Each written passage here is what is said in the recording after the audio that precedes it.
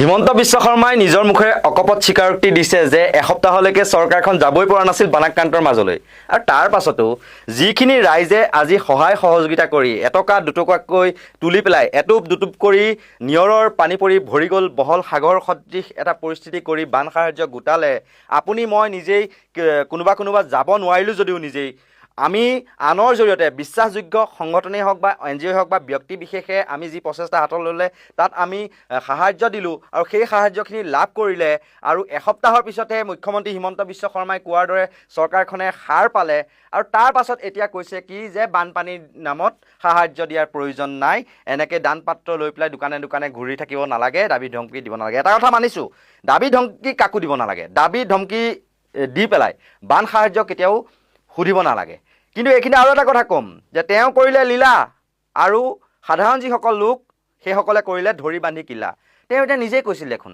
যাকে তাকে নিদিব আপোনালোকৰ যি ফাণ্ড দিবলগীয়া আছে মুখ্যমন্ত্ৰী সাহায্য পুঁজিলৈ দিয়ক আৰু মুখ্যমন্ত্ৰী সাহায্য পুঁজিটো এতিয়া তেওঁ কি নিজৰ টকাৰে দিছে তেওঁ এটা কথা কৈছে যে যি কৰে নিজৰ টকাৰে কৰক নিজৰ পইচা আছে যদি দিয়ক বা 10জন বন্ধু মিলি পেলাই নিজৰ পইচা তুলি দিয়ক আনৰ পৰা পইচা বিচাৰিব নালাগে কিন্তু তেওঁ কি কৰি আছে মুখ্যমন্ত্ৰী সাহায্য পুঁজিলৈ আজি কিমান মানুহে কোটি কোটি টকা দান বৰঙণি দিলে কোনোবাই 11 কোটি কোনোবাই 10 কোটি কোনোবাই 20 কোটি কোনোবাই 50 কোটি কোনোবাই 50 লাখ কোনোবাই 5 লাখ কোনোবাই 10 লাখ কোনোবাই নোৱাৰিছে 1 লাখ টকা দিছে সেইবিলাক কি তেওঁৰ পকেটৰ পইচা তেওঁ যিসকল মন্ত্ৰীগণ সেইসকলৰ পকেটৰ পইচা আছিল নেকি এই দুইটা বিষয় আজি আপোনালোকৰ মাজত আমি বহলকৈ আলোচনা কৰিম প্ৰথমতে আহিছোঁ এই কথাটোলৈ মুখ্যমন্ত্ৰীগৰাকীয়ে অকপট এটা স্বীকাৰোক্তি দাঙি ধৰিছে আৰু তেওঁ কৈছে যে এসপ্তাহলৈকে এইখন চৰকাৰ বানাক্ৰান্তৰ ওচৰলৈ যাব পৰা নাছিল আৰু এতিয়া গৈছে আৰু গোটেই বস্তুটো এতিয়া চৰকাৰ নিয়ন্ত্ৰণত বুলি তেওঁ কৈছে মানে ৰাইজে তৰিলে ৰাইজক বিপদৰ পৰা ৰাইজেই তৰিলে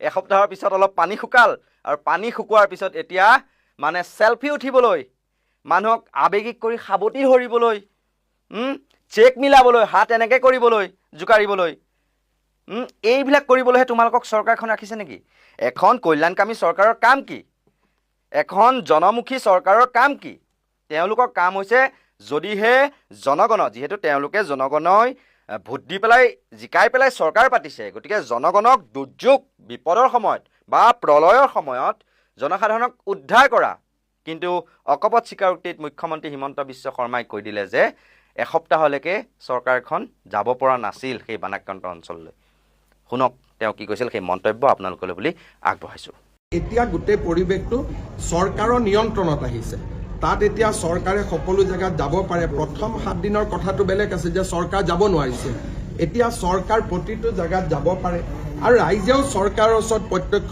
হিচাপে আহিব পাৰে আৰু চৰকাৰৰ ফালৰ পৰা এতিয়া আমি ফাইনেল এছেছমেণ্ট কৰি ক্ষতিপূৰণৰ দিশতো কালিৰ পৰা আমি আগবাঢ়িম এতিয়া মুখ্যমন্ত্ৰী মহোদয় আপোনালোকে কথাই কৈ থাকে আপোনালোকৰ 102 গৰাকী বিধায়ক আছে জনতাই ৰায় দিছে গতিকে জনতাই যিহেতু ৰায় দিছে আপোনালোকৰ 102 গৰাকী বিধায়ক সেই এসপ্তাহে ক'ত আছিল তেন্তে আপুনি কোৱা কথাৰ ওপৰত ভিত্তি কৰি সুধিছোঁ সেই এসপ্তাহে কি ঘোঁৰাঘাঁহ কাটি আছিল তেওঁলোকে মানে পুতলা কৰি ৰাখিবলৈকে চৰকাৰখন ৰাইজে জয় কৰাইছে নি বিপদত এতিয়া ৰাইজক তৰিব চৰকাৰখন হাত সাৱটি এনেকৈ বহি থাকিব পুতলা কৰি চৌকেছত সজাই ৰাখিবলৈ এইখন চৰকাৰ পাতিছিল নেকি আপুনি নিজ মুখেৰে স্বীকাৰ কৰিলে কাৰণে আমি আজি এইখিনি কথা ক'বলৈ বাধ্য হৈছোঁ উদ্ধাৰ অভিযান কৰিবলৈ SDRF যদি পৰা নাছিল SDRFে NDRF আনিব লাগিছিল সেনাবাহিনীৰ জোৱানসকলক সেই উদ্ধাৰ কাৰ্যত আজি নিয়োজিত কৰিব লাগিছিল তেতিয়া হয়তো এতিয়া 97 গৰাকীতকৈ অধিক লোক মৃত্যুক আঁকোৱালি লোৱাৰ খবৰ পাইছোঁ হয়তো চেঞ্চুৰী পাৰ হৈ যাব পাৰে 100 পাৰ হৈ যাব পাৰে কাইলৈৰ ভিতৰত মৃতদেহ এটাৰ পাছত আন এটা বিভিন্ন বানাক্ৰান্ত অঞ্চলত ওলাই আছে ক'ৰবাৰ বাহনিৰ মাজত ক'ৰবাৰ বোকাৰ মাজত ক'ৰবাৰ বালিৰ মাজত পলসৰ মাজত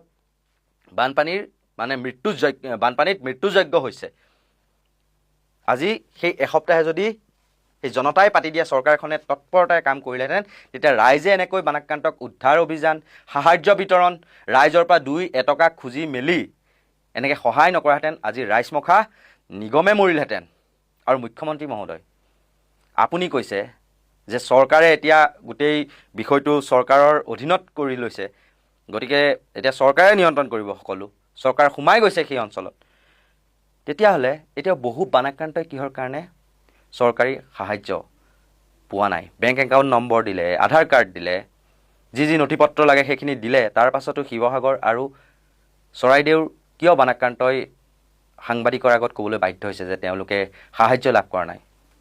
কিহৰ কাৰণে ক্ষোভ বুজাইছে যে মুখ্যমন্ত্ৰীয়ে ঘোষণা কৰাৰ ধৰণে আমি বানাক্ৰান্ত হৈও বা বানত ক্ষতিগ্ৰস্ত হৈও 15,000 টকা বৰ্তমান পৰ্যন্ত কিয় লাভ কৰা নাই সেইবুলি প্ৰশ্ন কৰিছে। আমাৰ হাতত মন্তব্য আছে, আমি শুনাই লৈছোঁ।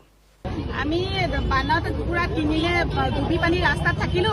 দীক্ষকৰীয়া নামত 10 নং ৱাৰ্ডৰ হয় আৰু আমাৰ 15,000 যিটো মুখ্যমন্ত্ৰীয়ে দিছিলে সেইটো আমাৰ একাউণ্টত সোমোৱা নাই। যিবোৰ মানে পাব লাগিছিলে এইবোৰ মানে আমি পোৱা নাই, যিবোৰ মানে পাব নালাগে সেইবোৰ মানুহৰ কিছুমানৰ একাউণ্টত সোমাইছে বুলি আমি গম পাইছো। সেইটো কাৰণে আমি DC ছাৰৰ ওচৰত আমি কাগজ দিবলৈ আহিছো আজি। গম পাইছো কিন্তু শুনিছো আমুকে বানপানী ডুবা নাই যদিও পাই গৈছে, কিন্তু আমি এতিয়া নামৰ সৈতে ক'বলৈ নোৱাৰো, গম নাপাওঁ। মই এতিয়া ক'বলৈ বিচাৰিছো মুখ্যমন্ত্ৰী মহোদয়ক মই অনুৰোধ কৰিছো, যিবোৰ মানুহে পইচা পোৱা নাই আৰু তেওঁলোকক চবকে ইনকুৱাৰী দিব লাগে। আৰু এতিয়া আমাক তেওঁলোকে দৌৰুৱাইছে, এই মিউনিচিপালিটি আহক, এই কোৰ্টলৈ আহক, চাৰ্কুল অফিচলৈ আহক, কালি পৰহি দিনটো ঘূৰুৱাই আছে। গতিকে তেওঁ ইনকুৱাৰী দিয়াব লাগে, কোনে কোনে পইচা পাইছে, কোনে কোনে পইচা পোৱা নাই, কাৰ কাৰ ঘৰত পানী হৈছে, কাৰ কাৰ ঘৰত পানী নাই, সেইটো ইনকুৱাৰী দিব লাগে। তাকে মই হাত জোৰ কৰি তেওঁক অনুৰোধ কৰিছো। আমাৰ মাননীয় মুখ্যমন্ত্ৰী মহোদয়ে এক প্ৰতিশ্ৰুতি দিছিল, সেইটো কোনো নগৰবাসী বা গাঁওবাসীয়ে সেই প্ৰতিশ্ৰুতি দিয়া নাছিল। সেই প্ৰতিশ্ৰুতি দিছিল মাননীয় মুখ্যমন্ত্ৰী হিমন্ত বিশ্ব শৰ্মাই। তেখেতে কৈছিল যে যিসকল বানত বিধ্বস্ত যিসকল লোক তেওঁলোকক প্ৰতি ঘৰৰ প্ৰতি 15,000 টকাকৈ দিম বুলি এক প্ৰতিশ্ৰুতি দিছিল 3, 4, 5 তাৰিখৰ ভিতৰত। আৰু এতিয়া দেখিলোঁ অকল আমাৰ সোণাৰী নগৰতে নহয়, আশে পাশে যিসকল গাঁও এৰিয়া আছে, চৰাইদেউ জিলাখনৰ যিবিলাক গাঁও আছে, সেই গাঁওবিলাকৰ বহুত লোকৰ 15,000 টকাকৈ সোমোৱা নাই। এটা বিশৃংখল পৰিৱেশৰ সৃষ্টি হৈছে, অলপ খেলি মেলি সৃষ্টি হৈছে। গতিকে মাননীয় মুখ্যমন্ত্ৰী মহোদয়লৈ মই অনুৰোধ জনাওঁ, আপুনি ইয়াৰ ওপৰত এক পৰ্যালোচনা কৰি এক সূক্ষ্ম বিশ্লেষণ কৰি ইয়াৰ বিহিত ব্যৱস্থা ল'ব লাগে। আৰু আমাৰ কেতিয়াবা প্ৰশ্ন হয়, আচলতে সোধা কথা নহয়, কেতিয়াবা প্ৰশ্ন হয়, আপোনাৰ সাহায্য পুঁজি লৈ যিসকল লোকে সাহায্য দিছে, অইল ইণ্ডিয়াৰ পৰা আদি কৰি আদানী আম্বানীৰ পৰা আদি কৰি বহুত লোকে সাহায্য দিছে, আপুনি কি সেই সাহায্য পোৱা নাই নেকি? আচলতে আমি নগৰবাসী বা গাঁওবাসীয়ে কোনো লোকে, চৰাইদেউ জিলাৰ কোনো লোকে আপোনাক 15,000 টকা দিব লাগে বুলি আমি ডিমাণ্ড দিয়া নাছিল। মাননীয় মুখ্যমন্ত্ৰী মহোদয়, আপুনি বানপীড়িতসকলক যিখিনি সাহায্য দিয়াৰ কথা ঘোষণা কৰিছিলে, ইতিমধ্যে আমিও বানপীড়িত মানুহ, কিন্তু আমি আজিলৈকে এটাও সুবিধা পোৱা নাই।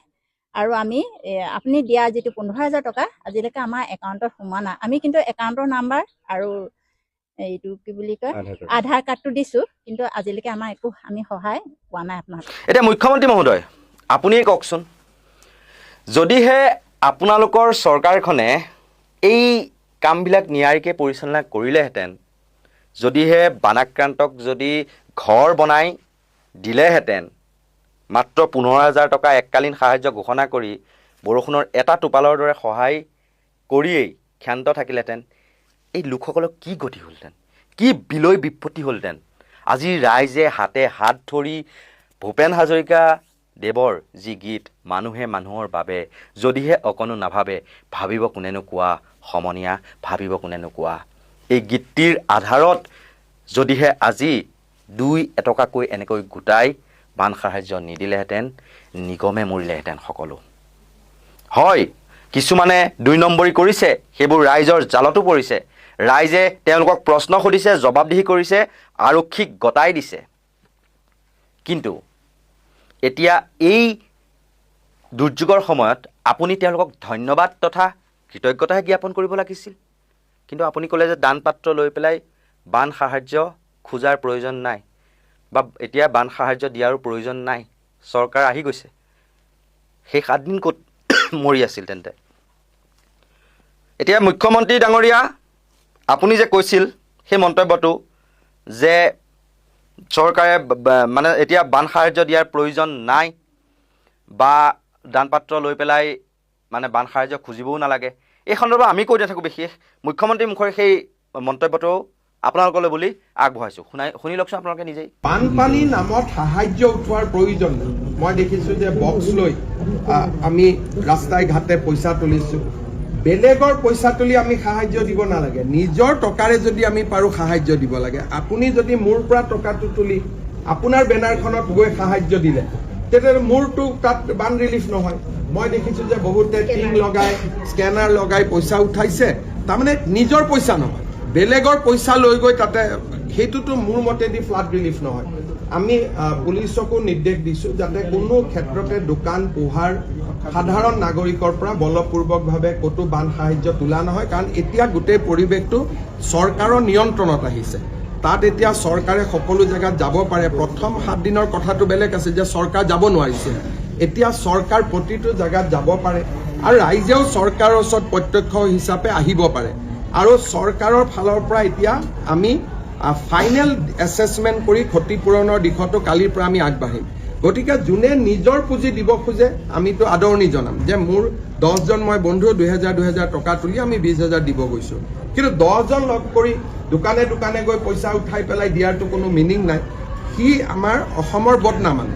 গতিকে মই এটাই অনুৰোধ কৰিম ৰাইজক যে ডেফিনেটলি বান সাহায্য দিব লাগে, দিয়াটো ভাল, কিন্তু নিজৰ পইচাৰে দিয়ক। বেলেগৰ পৰা পইচা কালেকশ্যন কৰি দিলে তাৰ পৰা মই নাভাবোঁ যে কিবা বহুত ডাঙৰ বা শিৱসাগৰ চৰাইদেউ ৰাইজেও এইটো ভাল পাব। এতিয়া মুখ্যমন্ত্ৰী মহোদয়, আপোনাক যদি আজি মুখ্যমন্ত্ৰীৰ পুঁজি লৈ উদ্যোগপতিসকলে, বিভিন্ন সংস্থাই, বিভিন্ন সংগঠনে বা বিভিন্ন ব্যক্তিবিশেষে বা বিভিন্ন NGOই যদি 1 লাখ টকা, 2 লাখ টকা বা বিধায়কসকলে যদি নিজৰ দৰমহাৰ 1 লাখ টকা বা প্ৰথম মাহৰ দৰমহা সেয়া যদি নিদিলেহেঁতেন, তেতিয়াহ'লে আপুনি কেনেকৈ সাহাৰ্যলৈ ধন পালেহেঁতেন? মানে আপোনাৰ ক্ষেত্ৰত বস্তুটো মানে 1 নম্বৰী আৰু অন্যায় কৰিলে 2 নম্বৰী।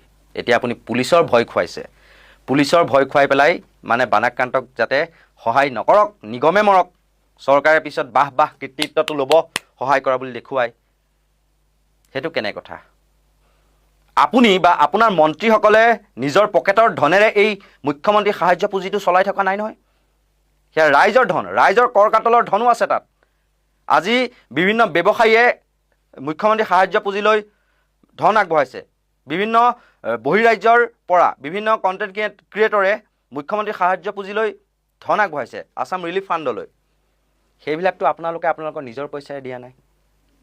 তেতিয়াহ'লে আপুনি কিয় কৈছে যে খুজি কৰি বিলাব নালাগে, খুজি কৰি বানাক্ৰান্তক সহায় কৰিব নালাগে, নিজে পাৰিলে কৰক, বন্ধুৱে কৰিলে কৰক? এই কথাৰ অৰ্থ ক'ত? আপুনিওতো সেই ভিক্ষায়ে খুজিছে এক প্ৰকাৰে। ভিক্ষা খুজি পেলাই আপুনি কৈছিল যে য'ত ত'ত নিদিব, দিলে মুখ্যমন্ত্ৰী সাহায্য পুঁজিলৈ দিয়ক। কিন্তু এতিয়া যদি আমি কওঁ, সেই ক'ভিডৰ সময়ৰ পৰা এতিয়ালৈকে এই মুখ্যমন্ত্ৰী সাহায্য পুঁজিত কিমান কি ধন খৰচ হ'ল, কিমান কি ধন জমা হ'ল বা ক'ত কেনেকৈ কি হ'ল, সেই তাৰ কিবা হিচাপ বা অডিট স্বচ্ছ আৰু নিকাভাৱে মানে হৈ থাকিবলৈ ৰাইজৰ আগত তুলি ধৰা হৈছেনে? এতিয়ালৈকেতো সেয়া কোনো ধৰণৰ আমি দেখা পোৱা নাই। আৰু এই ক্ষেত্ৰত আপুনি সেই মানুহৰ বাবে নীতিটো কিহৰ বাবে ভৰিৰে মোহাৰি পেলাব ধৰিছে? আজি জুবিন গাৰ্গ যদি জীয়াই থকাহেঁতেন, জুবিন গাৰ্গেওতো এসময়ত হাতত দানপাত্ৰ লৈ পেলাই সাহায্য বিচাৰিছিল। আজি জুবিন গাৰ্গৰ অনুপস্থিতিত গৰিমা শইকীয়া গাৰ্গে হাতত দানপাত্ৰ লৈ দোকান পোহাৰ বা বিভিন্ন ব্যক্তিৰ পৰা সাহায্য লৈ বানাক্ৰান্তৰ মাজত বিলাবলৈ গৈছে। এই প্ৰক্ৰিয়াটো চলি আহিছে। আজি বিভিন্নজনৰ সমাজসেৱামূলক এটা মন আছে, তেওঁলোকে আগুৱাই আহিছে, তেওঁলোকে নিজে যিমান পাৰে দিছে আৰু আনেও কিবা দিয়ে নেকি, সহায়ৰ হাত বা হাত উজান দিয়ে নেকি, সেইটো বুলি ভাবিহে আজি সকলোৱে এনেকৈ আগুৱাই আহিছে। আজি অখিল গগৈ ডাঙৰীয়াক আমি বিভিন্ন সময়ত সমালোচনা কৰোঁ যদিও এটা কথা ক'ব লাগিব, আজি শিৱসাগৰৰ ৰাইজৰ ক্ষেত্ৰত বা নাজিৰাৰ ৰাইজৰ ক্ষেত্ৰত তেওঁ যিখিনি পদক্ষেপ হাতত ল'লে সেয়া প্ৰশংসনীয়। তেওঁ নিজে যিমানখিনি পাৰে কৰিছে আৰু যেতিয়া পৰা নাই তেওঁ সাহায্য বিচাৰিছে ৰাইজৰ পৰা, মুকলিকৈ আহ্বান জনাইছে আৰু মুকলিকৈ তেওঁ ফটো দিছে। আজি মালামাল বয়জৰ তৰফৰ পৰাও 5 লাখ টকাৰ তেওঁক দিছে সাহায্য। আৰু বিভিন্ন লোকে নিজেই স্কেনাৰৰ জৰিয়তে, তেওঁ স্কেনাৰখনৰ জৰিয়তে, গুগল পে' নম্বৰৰ জৰিয়তে 50,000, কোনোবাই 1 লাখ টকাৰ তেনেকৈ সাহায্য দিছে আৰু সেইবিলাক তেওঁ বানাক্ৰান্তৰ মাজত বিতৰণ কৰিছে। মৃত্যু হোৱা লোকলৈ তেওঁ সাহায্য দিছে। বানাক্ৰান্ত লোকক কাৰোবাক 1000, কাৰোবাক 2000, কাৰোবাক 3000 টকা দিছে। সেইবিলাক আজি যদি নকৰিলেহেঁতেন তেতিয়াহ'লে ৰাইজ নিগমে নমৰিলেহেঁতেন নে? আজি কোনোবাই ঘৰ বনাই দিছে, আজি কোনোবাই টিম্পাত দিছে। আজি চুকুৰ আলীক আমি সমালোচনা কৰোঁ বিভিন্ন সময়ত, আমি আচলতে তেওঁক গুৰুত্ব নিদিওঁ, তেওঁক আমি মানে বিভিন্ন সময়ত মানে ইটিকিং কৰোঁ, ইনচাল্ট কৰোঁ। কিন্তু তেওঁ 200-250 শ্ৰমিক লৈ আহি আজি পলস চাফা কৰা কাম, ঘৰ বনোৱা কাম, টিং লগোৱা কাম, চাটাই বেৰ আনি নিজেই শ্ৰমদান কৰি আছেহি। আজি সময় গগৈলৈ চাওক, তেওঁ নিজে যিমানখিনি পাৰে কৰিছে আৰু তেওঁকো সহায় কৰিছে বিভিন্নজনে। সেয়া QR কোডৰ জৰিয়তে হওক বা দান পাত্ৰৰ জৰিয়তে হওক, তেওঁক সহায় কৰি আনি তেওঁৰ হাতত দিছেহি। তেওঁ সেইকাৰণে আগবাঢ়ি ইনিচিয়েটিভ ল'ব পাৰিছে, বিভিন্ন মানুহক বিচনা কিনি দিব পাৰিছে, ডেক্সি, কেৰাহী, প্ৰেছাৰ কুকাৰ কিনি দিব পাৰিছে, বা খাদ্যবস্তু যোগান ধৰিব পাৰিছে, বা বিভিন্ন লোকক উদ্ধাৰ কৰি পেলাই তেওঁ চিকিৎসালয়লৈও পঠাইছে, চিকিৎসাৰ খৰচো বহন কৰিছে।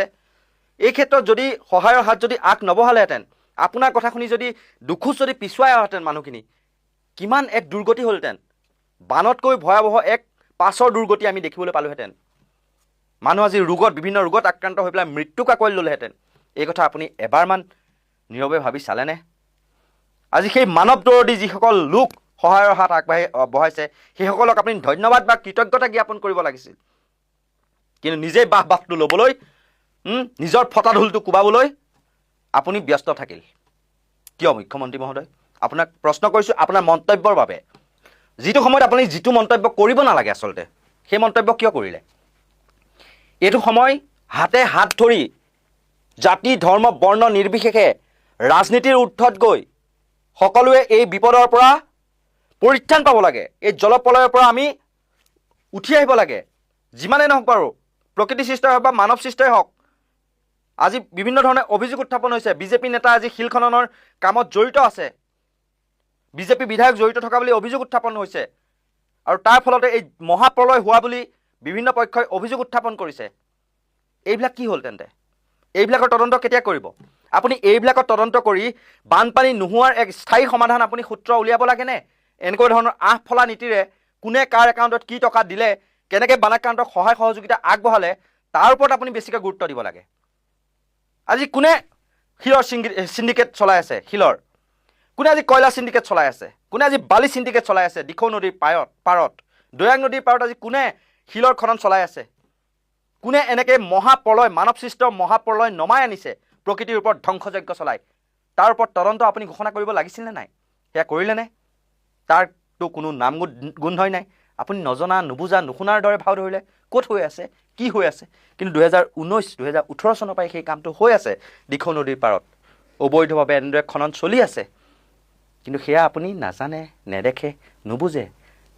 একদম আলসুৱা ল'ৰাটো যেন আপুনি বুবাৰ ভাও ধৰে। সেই সময়ত ধৃতৰাষ্ট্ৰও হৈ পৰে। কিন্তু এতিয়া আপোনাৰ চকু ক'ত? হেন চকু। কোনে কাৰ একাউণ্টত কেইটকা দিলে বান সাহাৰ্যৰ নামত, পুলিচে তাৰ বিচাৰ কৰিব। আপোনাৰ একাউণ্টতো পইচা সোমাইছে মুখ্যমন্ত্ৰী সাহাৰ্য পুঁজিত। সেইটো আপোনাৰ নিজৰ একাউণ্টৰ পইচা নহয়, ৰাইজে সহায় কৰাৰ কাৰণে। আপুনি আপোনাৰ নিজৰ পকেটৰ পৰা কিমান দিলে আজিলৈকে ঘোষণা কৰিলেনে? মুখ্যমন্ত্ৰী হিচাপে নহয়, হিমন্ত বিশ্ব শৰ্মা হিচাপত আপোনাৰ পকেটৰ পৰা কিমান টকা দিলে? হয়তো নাজানিবও পাৰোঁ আপুনি দিছে যদিও। সেইটো আপুনি ফাদিল কৰিবচোন নিজেই, যে মই ইমান কোটি টকা দিলোঁ। আপোনাৰ পত্নীয়ে বাৰু দিছে, আপোনাৰ প্ৰাইডিষ্ট এণ্টাৰটেইনমেণ্টৰ জৰিয়তে 2 লাখ টকাকৈ 50খন বিদ্যালয়ৰ মেৰামতিৰ বাবে দিম বুলি ঘোষণা কৰিছিল। কিন্তু পলস চাফা কৰিলে বেলেগে। লুণজ্যোতি গগৈ, কুংকি চৌধুৰী তেওঁলোকে মিলি পেলাই পলস চাফা কৰিছিল বিদ্যালয়ৰ, বা অন্যান্য সংগঠনসমূহে বিভিন্ন স্কুলৰ বিদ্যালয়ৰ পলস চাফা কৰিছে। এতিয়া 14 কোটি টকা নিৰ্ধাৰণ কৰিছে বিদ্যালয়ৰ পুনৰ মেৰামতিৰ কাৰণে ৰাজ্য চৰকাৰে। সেইবিলাক বাৰু নকওঁ, কিন্তু এনেকুৱা ধৰণৰ আঁফলা নীতিৰে এই বিপদৰ সময়ত পৰিস্থিতি আৰু বেয়াৰ দিশে নিব নালাগে। ধন্যবাদ দিয়ক, কৃতজ্ঞতা দিয়ক যিসকলে সহায় সহযোগিতা আগবঢ়ালে, আৰু যিসকলে প্ৰকৃততে 2 নম্বৰ কৰি আছে।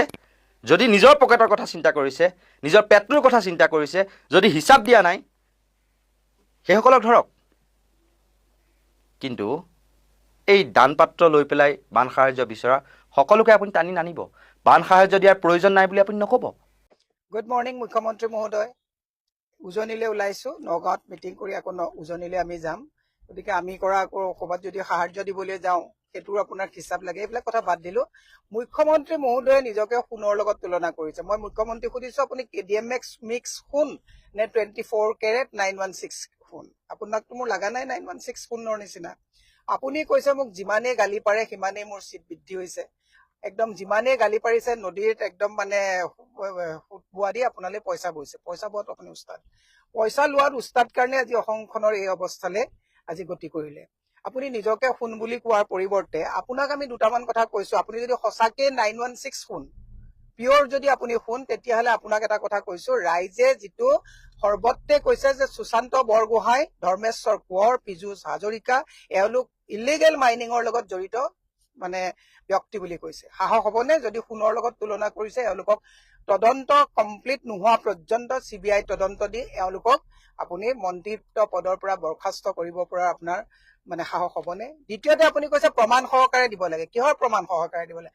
আপোনাৰ পুলিচ ইমান দুৰ্বল নে আপোনাৰ প্ৰশাসন ইমান দুৰ্বল নে ৰাইজে প্ৰমাণ দিব ৰাইজে প্ৰশ্ন উত্থাপন কৰিছে অভিযোগ দিছে প্ৰমাণ আপোনাৰ পুলিচ আৰু প্ৰশাসনে দিব লাগে তাৰমানে আপোনালোকৰ এই গোটেইবিলাক সিন্ডিকেটৰ লগত জড়িত নেকি প্ৰমাণ আমাৰ পৰা কিয় দিব লাগে আপুনিতো কয় যে আপুনি একদম মানে ভাৰতৰ এজন শক্তিশালী মন্ত্ৰী শক্তিশালী মুখ্যমন্ত্ৰী এজনক ৰাইজে কিয় প্ৰমাণ দিব লাগে ৰাইজে অভিযোগ উত্থাপন কৰিছে প্ৰমাণ আপুনি চৌমতো কেছ দি পেলাই প্ৰমাণ ল'ব লাগে চৌমতো কেছ কিয় নিদিয়ে নিজাববীয়া গোচৰ তৰি পেলাই কিয় প্ৰমাণ লৈ পেলাই আপুনি তেওঁলোকক মন্ত্ৰিত্ব পদৰ পৰা বৰখাস্ত কৰাৰ আপোনাৰ সাহস নাই এই কথাবিলাক নকব আপুনি কৈছে যিমানেই গালি পাৰে সিমানেই মোৰ চিট বৃদ্ধি হৈছে 102টা চিট পাইছে কিন্তু পাহৰি গল নেকি ৰিজাল্টৰ দিনাখন প্ৰদ্যুৎ বৰদলৈক আপুনি সুধিছিলে দাদা আপুনি ইমান ভোট পাম বুলি ভাবিছিলে নে তেওঁ কৈছিলে নাই কৈছে মই আপোনাক ভোট দিয়াইছো EVM বাদ দি আঁচনি বাদ দি আপুনি নিৰ্বাচন খেলি দেখাওক তেতিয়া আপোনাক কথাটো কওঁ চলচাতৰি কথাবিলাক বাদ দিয়ক 102টা কিয় 126টা চিট লওক কিন্তু অসম ধ্বংস কৰা মূল মহানায়কজন আপুনিয়ে নহয় জানো আপোনাক প্ৰমাণ লাগে আপোনাক গীৰ গাইৰ কাৰণে প্ৰমাণ দিয়া হৈছিল আপুনি কিবা উত্তৰ ললে নেকি জয়ন্ত মল্ল ঘৰলৈ যোৱা বুন্দাজানত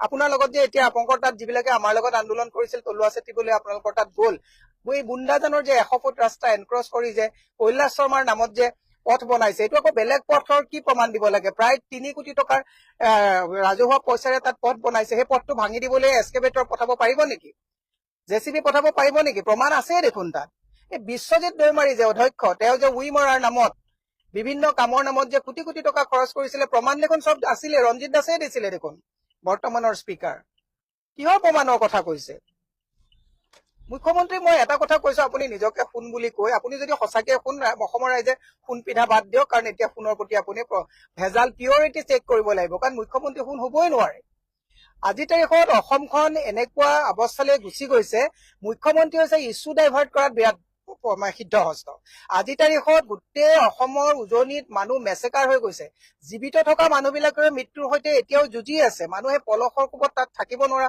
অৱস্থা হৈছে 15,000 টকাটো সুকলমে তেওঁলোকে বিতৰণ কৰিব নোৱাৰাৰ কাৰণে আকৌ তেওঁলোকে স্থগিত কৰি ৰাখিবলগীয়া হৈছে কিহৰ সোণৰ কথা কয় হে মুখত বেয়া মাত ওলাব কিহৰ সোণৰ কথা কয় আপুনি 15,000 টকাকে 3খন জিলাত দিব 2খন শিৱসাগৰ চৰাইদেউ আৰু নাজিৰা 2খন জিলা 3টা মানে এলেকাত আপোনাক 15,000 টকাকে ডিষ্ট্ৰিবিউট কৰিব নোৱাৰা মানুহজনে নিজকে সোণ বুলি কয় কিমান বিভ্ৰান্তিকতৰ কথা অভিযোগ আহিছে মই কৈছো যে সৰ্বত্ৰে এই সময়তে উঠিব লাগিব ৰাজনীতি কৰাৰ কথা নহয় এই গৰমে কথাবিলাক উঠাব লাগিব পিছত গীৰগাই নিচিনা বিশ্বজিৎ দৈমাৰীৰ যিবিলাক কেলেংকাৰীৰ কথা এওঁলোকক কেলেংকাৰী কৰিলে প্ৰমোচন পায় কথাবিলাক গাপ পৰিব মই সেই কথাটো কৈছো এপেক্স বেংকৰ কেলেংকাৰী যেনেকে গাপ পৰি গল এই মানুহবিলাকে এতিয়া হাফ হৈ খুটি বেজ হৈ জাৰিবলৈ গৈছে সুশান্ত বৰগোহাঁইতে যিটো ফূৰ্তিৰে তাত কথা বতৰা পাতি তেওঁলোকে যিটো আত্মহস্য কৰি পেলাই সাহায্য দিবলৈ গৈছে কিমান টকা সাহায্য দিছে সিন্ডিকেটৰ সৰু এটা তেওঁলোকে এমাউণ্ট তাত সাহায্য দিবলৈ গৈছে গতিকে মই এটা কথা আপোনালোকক কৈছো মুখ্যমন্ত্ৰী এই ফটুৱা কথাবিলাক কৈ আপোনাৰ এটাই সাহস আছে কবিতা লিখিলে জেলত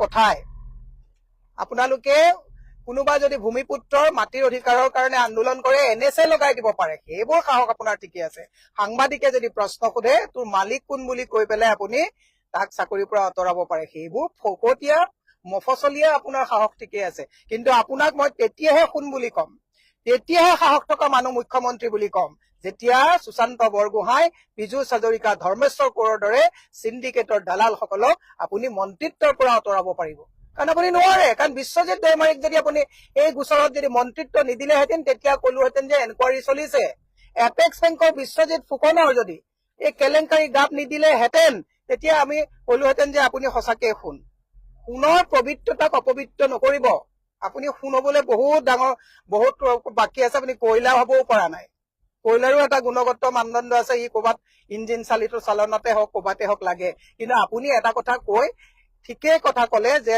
নদীৰ মানে সুতবোৱা দি পইচা বৈছে। পইচা লোৱাততো আপোনাতকে মাহী কোনোবা আছে নেকি? 2,10,000 কোটি টকা ধাৰৰ বোজা আমাৰ নিচিনা সাধাৰণ মানুহে লৈছো। আমি যে এতিয়া সাহায্য লৈ যে সেই আগৰ সাহায্য লৈ যে আমি উজনিলৈ গৈ আছো, কাকো গল চেপা দি অহা নাই। মানুহে ঘৰত আহি চাউল দি গৈছে, বেবী ফুড দিছে, নতুন কাপোৰ দিছে। কালিও মোক এগৰাকী মানুহে প্ৰায় 50টা শিশুৰ কাৰণে নতুন কাপোৰ দি থৈ গৈছে। 10 তাৰিখলৈ এখন হস্পিটেলে আমাক 500 মেট্ৰেছ, 500 বেডশ্বীট, 500 পিলো কভাৰ, 500 বাকেট আমাক দিছে। আমি কাকো গল চেপা দি আপোনাৰ নিচিনা পইচা লোৱা নহব। পইচাখিনি আপোনাক লগত লাগে, আৰু মেঘৰঞ্জনীয়ে তাত নাছিলে আপোনাৰ চৰম লাগে। চৰম আপোনাৰ এই সুশান্তক লৈ লাগিছে নে নাই? অসমৰ ৰাইজক কৈছো, আপোনালোকে যদি 15,000 টকাত, আৰু এয়াও যিখন খেল ধেমালি কৰিবলৈ চকলেট লৈ গৈ পেলাই যিটো চেল্ফি উঠি পেলাই ইছ্যু ডাইভাৰ্ট কৰিব গৈছে, অসমৰ ৰাইজে যদি এই ইছ্যু ডাইভাৰ্ট কৰা কথাবিলাকত যদি আত্মহাৰা হৈ হিমন্ত বিশ্ব শৰ্মাৰ জালখনত যদি সদায় নিজকে যদি পৰীক্ষা লয়, মই কৈছো অসমত অসমীয়া ভগনীয়া হব, অসমত আৰু মেচেকাৰ হব।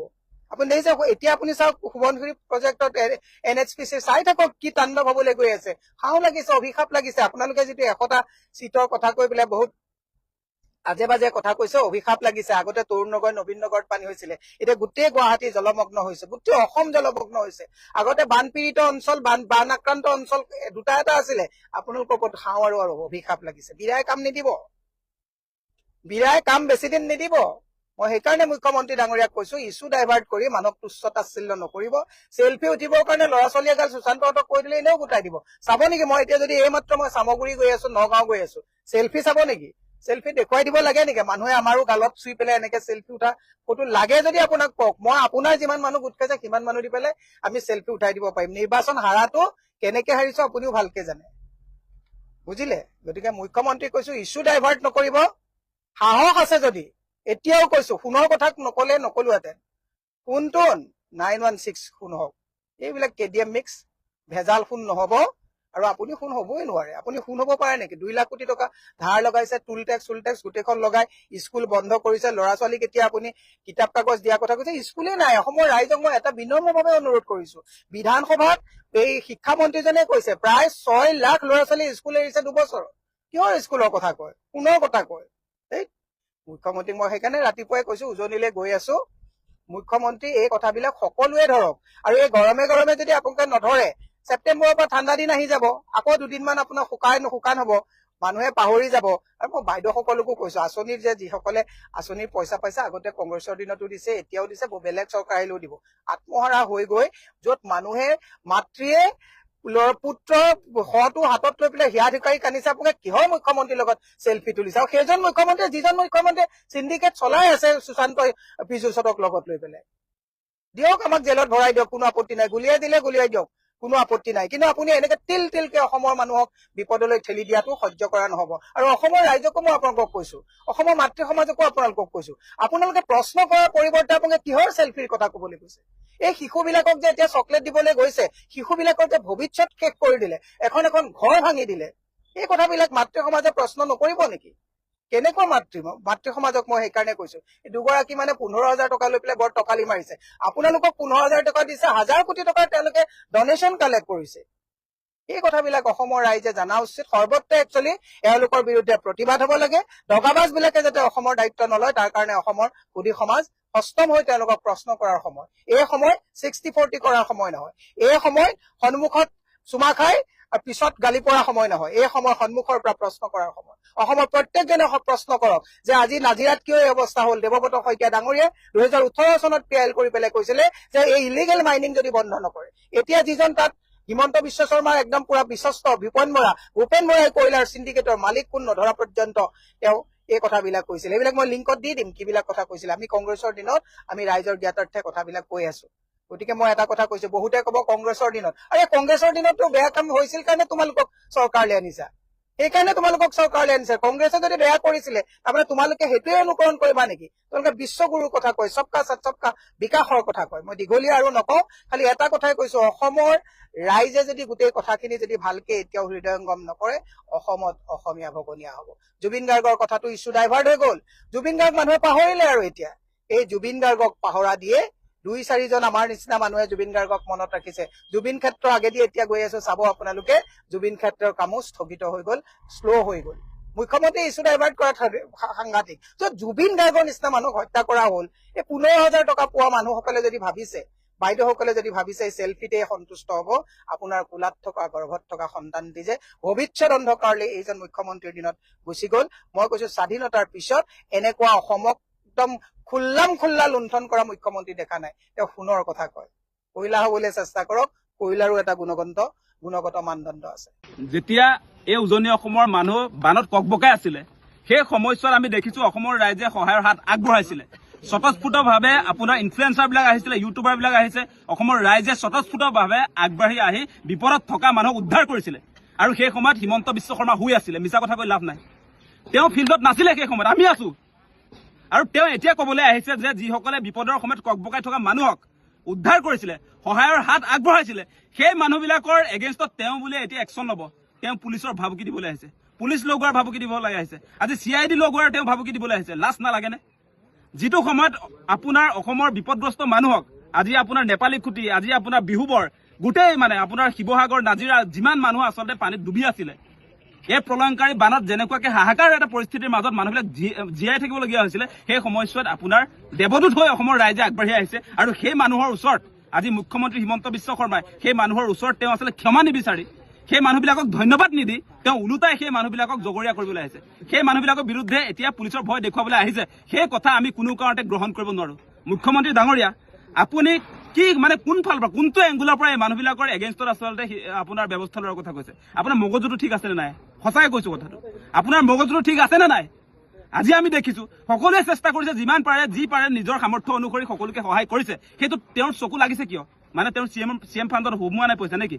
বহুত টকাটোতো আহি আছে CM ফাণ্ডত, আমিতো দেখি আছো। গতিকে আপোনাৰ সেই নাটক নচলিব, সেই নাটক নচলিব। আৰু অসমৰ মানুহক ভয় ভাবুকি দিয়া যিটো কাৰ্যসূচী আপুনি আৰম্ভ কৰিছে, সেইবিলাক নাপায়, নকৰিব।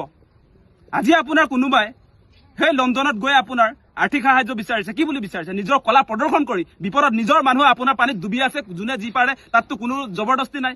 যোনে যি পাৰে আগবাঢ়ি আহি তাত কোনোবাই ডনেশ্যন এটকাই দিয়ক লাগিলে, সেই কথা নাই। 60,000হে উঠিলে সেইটোৰ লগত প্ৰশ্ন নাই নহয়, এটকা উঠক লাগিলে। কাৰ কাৰণে উঠাইছে তেওঁ?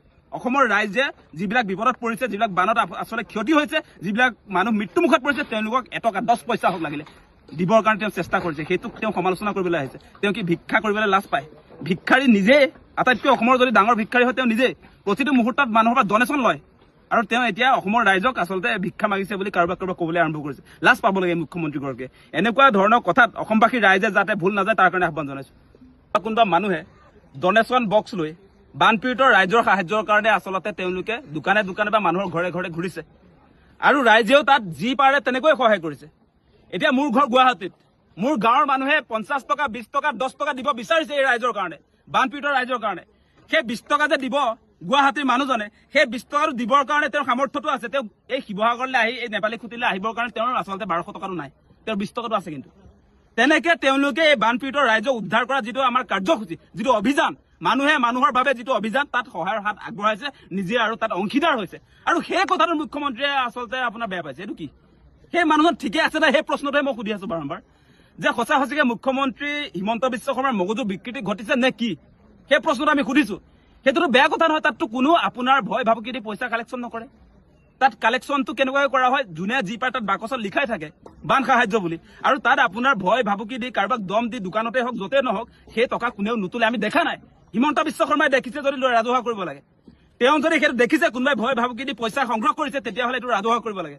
কিন্তু দান পাত্ৰলৈ ক'তো আমি তেনেকে মানুহক হেঁচা প্ৰয়োগ কৰি ভয় ভাবুকি দি পইচা দিবই লাগিব বুলি ডিমাণ্ড কৰা আমি ক'তো দেখা নাই। গতিকে হিমন্ত বিশ্ব শৰ্মা, আপুনি এনেকৈ আমাৰ যিসকল মানুহে ভুক্তভোগী বানাক্ৰান্ত ৰাইজক সহায় কৰিবলৈ আগবাঢ়ি আহিছে, ডনেশ্যন বিচাৰিছে, তেওঁলোকে পুঁজি সংগ্ৰহ কৰিছে, সেই মানুহবিলাকক আপুনি এগেইনষ্ট কৰি যি ধৰণৰ মন্তব্য আগবঢ়াইছে সেইটো কোনো কাৰণতে আমি সমৰ্থন নকৰো। আৰু আপুনি যিমান ভয় ভাবুকি দিলেও সেই যিটো কাৰ্যসূচী, সেই কাৰ্যসূচী ৰাইজক চলাই থাকিবলৈ কৈছো। মানে হিমন্ত বিশ্ব শৰ্মা হিটলাৰী কায়দাৰে অসমখনক যেনেকে পৰিচালনা কৰিব তেনেকে আমি পৰিচালিত হ'ম, সেইটো নহয়, সেইটো হ'ব নোৱাৰে। গণতন্ত্ৰত স্বতন্ত্ৰতা আছে, ৰাইজৰ ব্যক্তি স্বাধীনতা আছে। তাত কোনোবা এজনে যদি কিবা তাত আপোনাৰ ক্ৰাইম কৰিছে সেইটো বেলেগ কথা।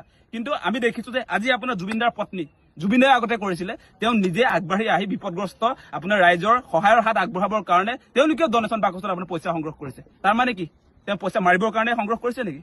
বানপীড়িতক সহায় কৰিবৰ কাৰণে আগবাঢ়ি আহিছে গতিকে মুখ্যমন্ত্ৰী ডাঙৰীয়া এনেকৈ কোনো কাৰণতে আপুনি ৰাইজৰ সহায়ৰ হাত আগবঢ়াব খোজা মানুহক এনেকৈ ভয় ভাবুকি দি পুলিচৰ ভয় দেখুৱাই যি ধৰণে আপুনি আচলতে অত্যাচাৰৰ এটা পৰিৱেশ নমাই আনিব খুজিছে সেইটো কোনো কাৰণতে সমৰ্থনযোগ্য নহয় আজিও আমি দেখি আছো যে ভুক্তভোগী পৰিয়ালৰ কাষত সেই মানুহবিলাকে আছে আজিও যিবিলাকে ঘৰ বনাই আছে সেইবিলাক কোন চৰকাৰ নেকি চৰকাৰৰ মানুহে ইয়াত ঘৰ বনাই আছে নে আপোনাৰ পাব্লিকে বনাই আছে ৰাইজে বিপদৰ সময়ত আছিলে এতিয়াও আছে কিন্তু কোনো কাৰণতে এই মানুহবিলাককে তেওঁ যি ধৰণে আপোনাৰ বৰ্তমান সময়ত ব্যৱহাৰ কৰিছে সেইটো কোনো কাৰণতে উচিত নহয় মুখ্যমন্ত্ৰী হলে তেওঁ যি টি ক'ব সেইটো কেতিয়াও সমৰ্থন কৰিব নোৱাৰে সেই প্ৰশ্নবিলাক আমি উত্থাপন কৰিছো